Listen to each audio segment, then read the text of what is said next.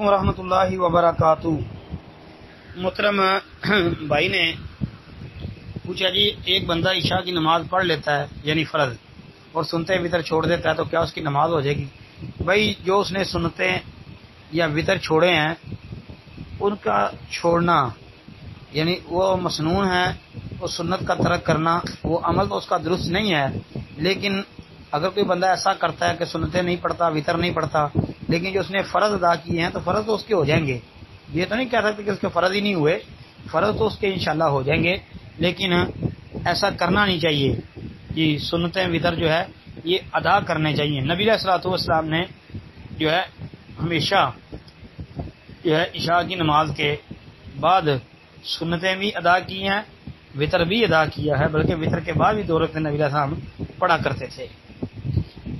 تو اس لیے یہ سنت کو ترک نہیں کرنا چاہیے۔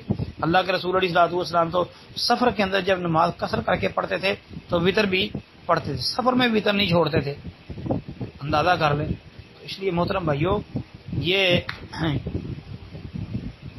سنتوں کو جو ہے معمولی تصور نہیں کرنا چاہیے، اس کی بہت بڑی فضیلت ہے، جیسا کہ حدیث میں آتا ہے ابو داؤد وغیرہ کے اندر کہ قیامت کے دن جب نماز کے متعلق پوچھا جائے گا تو جس کے فرائض کی کمی ہوگی، یہ اگر نوافل پڑھتا ہوگا تو نوافل کی وجہ سے اس کی فرضوں کی کمی کو پورا کر دیا جائے گا، تو اس لیے پڑھنی چاہیے۔ السلام علیکم ورحمۃ اللہ۔